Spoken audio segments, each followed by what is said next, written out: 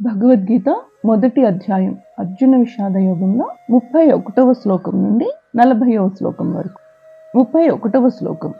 నిమిత్తాని చ పశ్యామి విపరీతాని కేశవ నచ శ్రేయో ఉపశ్యామి హత్వా స్వజనమాహవే. నిమిత్తాని చ పశ్యామి అని చదవకూడదు, మడతస. పశ్యామి విపరీతాని కేశవ. మొత్తం కలిపి నిమిత్తాని చ పశ్యామి విపరీతాని కేశవ. నచ శ్రేయ ప్లస్ అనుపశ్యామి కలిపితే నచ శ్రేయోనుపశ్యామి హత్వా స్వజనం ప్లస్ ఆహవే. స్వజనమాహవే. మొత్తం కలిపి నచ శ్రేయోనుపశ్యామి హత్వా స్వజనమాహవే. దీని భావం, ఓ కేశవ, శ్రీకృష్ణ, ఈ ముందు చెప్పినవే కాకుండా నా చేతిలో నుంచి నా విల్లు గాంధీవం జారిపోతోంది, నా శరీరం అంతా మంటలు పుట్టినట్లుగా అనిపిస్తోంది, నాకు నిలబడడానికైనా శక్తి చాలకుండా ఉంది, అలాగే నా మనసు చాలా భ్రమకి లోనవుతోంది. వీటితో పాటుగా ఇంకా చాలా చాలా రకాలైన నిమిత్తాన్ని చ పశ్యామి విపరీతాని కేశవ.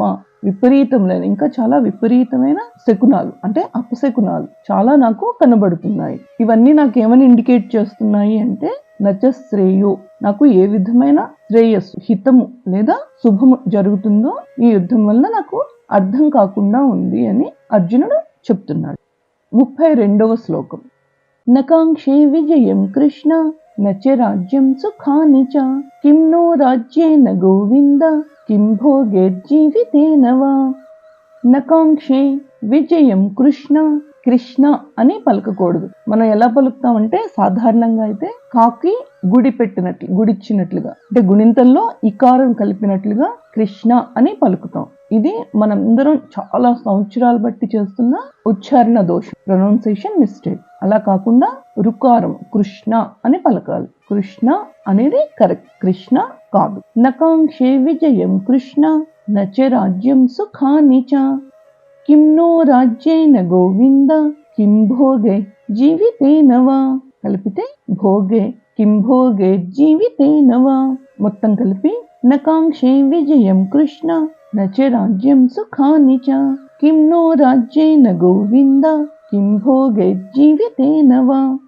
దీని భావం, కృష్ణ, ఓ శ్రీకృష్ణ, నకాంక్షే విజయం, రాజ్యం, సుఖం అంటే నాకు యుద్ధంలో విజయం గాని, యుద్ధంలో గెలవడం వల్ల వచ్చే రాజ్యం గాని, రాజ్య సుఖాలు గాని ఇవేవీ వద్దు. ఎందుకంటే ఇంతమందిని ఎదిరించి, ఇంతమంది మరణానికి కారణమైన తర్వాత ప్రాప్తించే ఈ రాజ్యం గాని, దానివల్ల వచ్చే ఈ భోగాలు సుఖాలు గాని, ఆ తర్వాత ఈ భోగాలతో ఉన్న జీవితం గాని ఉండడం వల్ల నాకు ఏమి ప్రయోజనం లేదా ఏమిటి లాభం. 33వ శ్లోకం. ఏషామర్థే కాంక్షితం నో రాజ్యం భోగా సుఖాని చ తైమేవ స్థితా యుద్ధే ప్రాణాన్ త్యక్త్వా ధనాని చ. ఏషాం ప్లస్ అర్థే కలిపి ఏషామర్థే కాంక్షితం ప్లస్ న, కాంక్షితం న ప్లస్ రాజ్యం, నో రాజ్యం భోగా ఖాని చ. మొత్తం కలిపి ఏషామర్థే కాంక్షితం నో రాజ్యం భోగా సుఖాని చ తయిమేవ స్థితా యుద్ధే. తయిమే ప్లస్ అవస్థిత కలిపితే తయిమేవ స్థిత యుద్ధే ప్రాణాన్ ప్లస్ త్యక్త్వా కలిపితే ప్రాణాం త్యక్త్వా ధనాని చ. మొత్తం కలిపి రెండవ లైను తయిమేవ స్థితా యుద్ధే ప్రాణాం త్యక్త్వా ధనాని చ. మొత్తం కలిపి ఏషామర్థే కాంక్షితం నో రాజ్యం భోగా సుఖాని చ తైమేవ స్థితా యుద్ధే ప్రాణాం త్యక్త్వా ధనాని చ.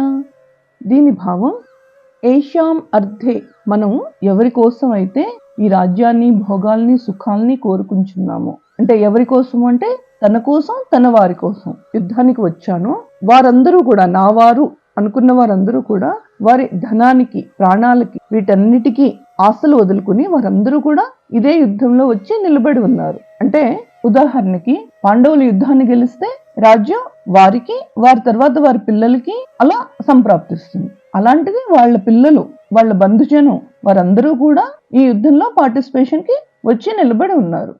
34వ శ్లోకం. ఆచార్య పితరః పుత్ర తథైవ చ పితామహాః మాతులా స్వసురా పౌత్ర శ్యాలా సంబంధినస్తదా ఆచార్య పితర పుత్ర తథైవ చ పితామహాః మాతులా స్వసురా పౌత్రాః శ్యాలా సంబంధినస్తదా.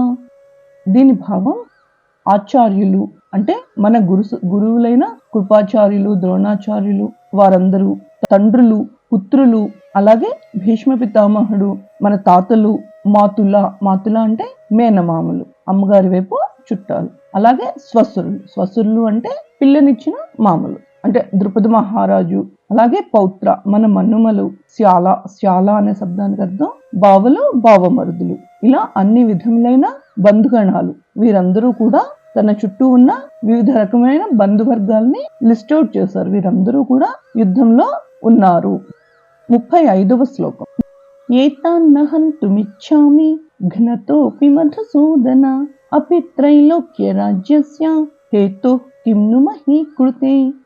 ఏతాన్ హంతుం ఇచ్ఛామి కలిపితే ఏతాన్నహంతుమిచ్ఛామి ఘ్నతః ప్లస్ అపి ఘ్నతోపి మధుసూదన మొత్తం కలిపి ఏతాన్నహంతుమిచ్ఛామి ఘ్నతోపి. ఇక్కడ రెండవ ఘ ఒత్తి పలకాలి. ఘ్నతోపి మధుసూదన అపి త్రైలోక్య రాజ్యస్య హేతుః కిం ను మహీకృతే. మొత్తం కలిపి ఏతాన్నహంతుమిచ్ఛామి ఘ్నతోపి మధుసూదన అపి త్రైలోక్య రాజ్యస్య హేతుః కిం ను మహీకృతే. దీని భావం, ఓ మధుసూదన, శ్రీకృష్ణ, త్రైలోక్య రాజ్యస్య హేతు అంటే ముల్లోకాలపై ఆధిపత్యం కొరకైనా సరే నేను వీళ్ళందరినీ అంటే ముందు శ్లోకంలో చెప్పిన అన్ని విధములైన బంధువర్గాల్ని నేను చంపాలని అనుకోవటం లేదు. అలాంటిది ఈ అంటే 3 లోకాల ఆధిపత్యం అనేంత టెంప్టేషన్ ఇచ్చినా సరే నేను నా బంధువర్గాన్ని వదులుకోవాలనుకోవటం లేదు. అలాంటిది చిన్నదైన ఈ భూప్రపంచం మీద ఉండే రాజ్యం గురించి నేను ఎందుకు వీరందరితో యుద్ధం చేస్తాను. అదే విధంగా ఈ బంధువర్గంలో ఎవరైనా సరే నన్ను చంపాలి అని కోరుకుంటున్నా సరే నేను మాత్రం వీరిని చంపలేను అని తన అసక్తతని శ్రీకృష్ణుడికి చెప్తున్నాడు అర్జునుడు. 36వ శ్లోకం. నిహత్యధార్తరాష్ట్రాన్న కా ప్రీతి సాజ్జనార్దన పాపమేవాశ్రయేదస్మాన్ హత్వైతానాతతాయినః.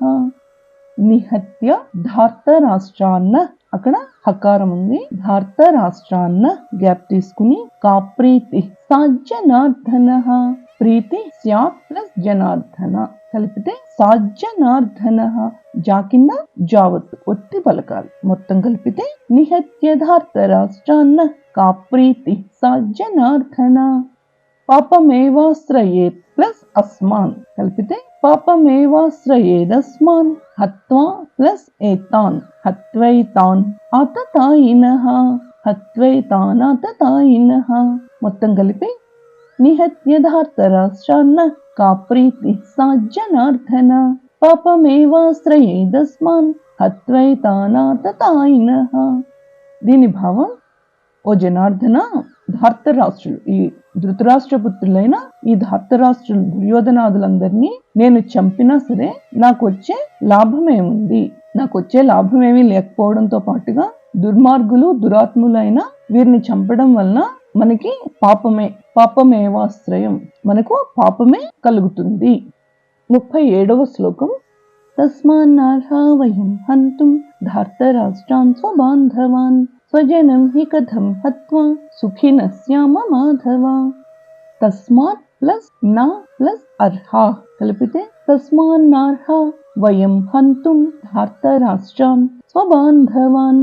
మొత్తం కలిపి తస్మాన్నర్హా వయం హంతుం ధార్తరాష్ట్రాన్ స్వబాంధవాన్ స్వజనం హి కథం హత్వా సుఖినః శ్యామ మాధవ.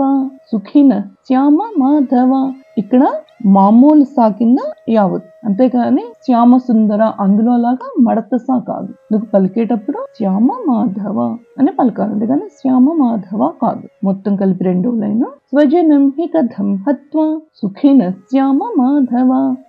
మొత్తం కలిపి 37వ శ్లోకం. తస్మాన్నర్హా వయం హంతుం ధార్తరాష్ట్రాన్ స్వబాంధవాన్ స్వజనం హి కథం హత్వా సుఖినః శ్యామ మాధవ. దీని భావం, అందువలన అంటే ముందు చెప్పినట్లు అంటే ఇంత పాపాత్ములైన ధార్తరాష్ట్రుల్ని చంపడం వల్ల మనకి పాపమే వస్తుంది. అలాగే మన హితుల్ని, మన సొంత జనాల్ని, సొంత బంధుమిత్రుల్ని చంపడం వల్ల మనం గెలిచే రాజ్యం, సుఖం, భోగాలు వీటిని మనం ఏ విధంగా అనుభవించగలం. అందువలన ఓ మాధవ, మన బంధువులైన ఈ దుర్యోధనాదుల్ని చంపడానికి మనం అర్హులం కాదు. స్వజనులైన వీరందరినీ, బంధువర్గాలను చంపి ఏ విధంగా సుఖపడతాము అని అర్జునుడు అడుగుతున్నాడు. 38వ శ్లోకం. యద్యప్యేతేన పశ్యంతి లోభోపహత చేతసః కులక్షయకృతం దోషం మిత్రద్రోహే చ పాతకం.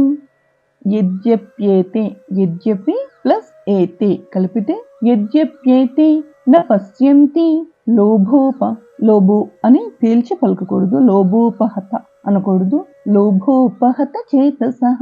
మొత్తం కలిపి యద్యప్యేతేన పశ్యంతి లోభోపహత చేతసః కులక్షయకృతం దోషం మిత్రద్రోహే చ పాతకం.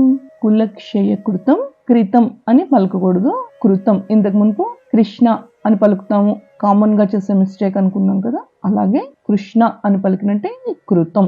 కులక్షయకృతం దోషం మిత్రద్రోహే చ పాతకం. మొత్తం కలిపి యద్యప్యేతేన పశ్యంతి లోభోపహత చేతసః కులక్షయకృతం దోషం మిత్రద్రోహే చ పాతకం. దీని భావం ముందు చెప్పిన శ్లోకానికి కంటిన్యూషన్. ఇది కూడా అర్జునుడు తన మనసులో భావాల్ని శ్రీకృష్ణుడితో చెప్తున్నాడు. లోభోపహత చేతసః, మనసులోనూ కలిగిన లోభం.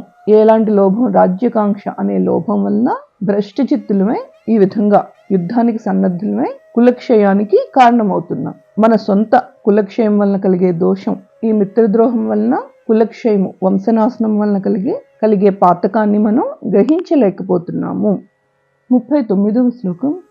కథం న జ్ఞేయమస్మాభిః పాపాత్ అస్మాన్ నివర్తితుం కులక్షయకృతం దోషం ప్రపశ్యద్భిర్జనార్దన. కథం న జ్ఞేయం ప్లస్ అస్మాభిః కలిపితే కథం న జ్ఞేయం అస్మాభిః, పాపాత్ ప్లస్ అస్మాత్ ప్లస్ నివర్తితుం కలిపి పాపాదస్మాత్ నివర్తితుం. అలా చదవడం కష్టం అనిపిస్తే పాపాత్ అస్మాత్ నివర్తితుం. మొత్తం కలిపి మొదటి లైను కథం న జ్ఞేయం అస్మాభిః పాపాత్ అస్మాత్ నివర్తితుం కులక్షయకృతం దోషం ప్రపశ్యద్భిః జనార్దన. ప్రపశ్యద్భిర్జనార్దన. దీని భావం, ఓ జనార్దన, కులక్షయం, కులం నాశనం వలన కలిగే దోషాన్ని, నష్టాన్ని తెలిసి ఉండి కూడా మనం ఆ విధమైన అంటే ఏ విధమైన కులక్షయాన్ని కలిగించే యుద్ధం అనే ఈ దోషానికి లేదా ఈ పాపానికి దూరంగా ఉండడానికి మనం ఎందుకు ప్రయత్నించకూడదు? అంటే యుద్ధం మానేయడానికి, యుద్ధాన్ని ఆపడానికి ఇప్పటికైనా సమయం కాదా అని దీని భావం. 40వ శ్లోకం. కులక్షయే ప్రణశ్యంతి కులధర్మా సనాతనాః ధర్మే నష్టే కులం కృత్స్న్యం అధర్మోభిభవత్యుత. కులక్షయే ప్రణశ్యంతి కులధర్మాః సనాతనాః ధర్మే నష్టే కులం కృత్స్న్యం. ఇక్కడ తాకింద రెండు ఒత్తులు, తాకింద సావత్తు నావత్తు. మొత్తం కలిపితే కృత్స్నం అధర్మ అభిభవతి ప్లస్ ఉత అధర్మోభిభవత్యుత. దీని భావం, ఇలాంటి యుద్ధాల వలన కులక్షయాలు కలుగుతాయి. కులక్షయం వలన సనాతనమైన కులధర్మాలన్నీ నశిస్తాయి. ఎప్పుడైతే సనాతనమైన ప్రాచీనమైన కులధర్మాలన్నీ నశించాయో అప్పుడు వంశాల నిండుగా అధర్మం అలుముకుంటుంది.